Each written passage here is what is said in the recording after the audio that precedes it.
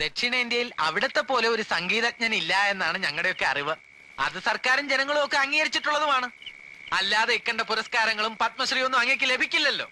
എന്നാൽ ഇതൊക്കെ പണം കൊടുത്ത് വാങ്ങിയതാണെന്നാണ് ആ അനന്തൻ നമ്പൂരി പറയണേ. ഓഹോ.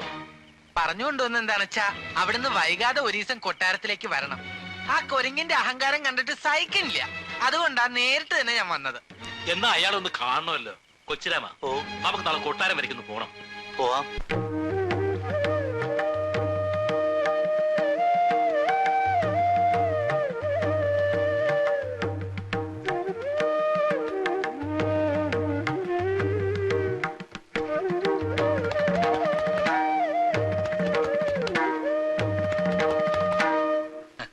അസലായി. പക്ഷേ സാധകത്തിന്റെ കുറവ് നല്ലോണം അറിയാനുണ്ട്. കുറെ നാളായി വായിച്ചിട്ട്. ആ, ദിവസവും സാധകം ചെയ്യണം.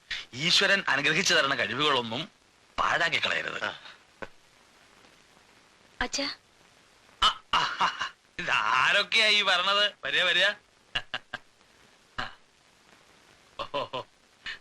ഇരിക്ക. അറിയില്ലേ, രാമനാട്ടുകര അനന്തൻ നമ്പൂതിരി ഈടെ പത്മശ്രീയൊക്കെ കിട്ടുകയുണ്ടായി.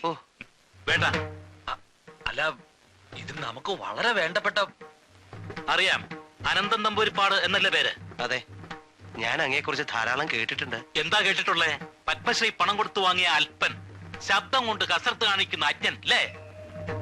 എന്താണ് അങ്ങ് ഇങ്ങനെയൊക്കെ സംസാരിക്കുന്നത്? ഇയാൾക്കറിയാം. ഇടോ, ആത്മവിശ്വാസമാകാം, അഹങ്കാരം അരുത്. എനിക്ക് അങ്ങ് പറയുന്നത് മനസ്സിലാവണില്ല. മനസ്സിലാക്കി തരാം. എനിക്ക് തന്നോടൊത്തൊന്ന് പാടണം. കൊച്ചിരാമ, ഒരു മത്സരത്തിന് ഞാനില്ല. സംഗീതം സാഗരമാണെന്ന് പറഞ്ഞു കേട്ടിട്ടുണ്ട്. ഞാൻ അതിന്റെ തീരത്ത് പകച്ചു നിൽക്കുന്ന ഒരു കുട്ടിയാണ്.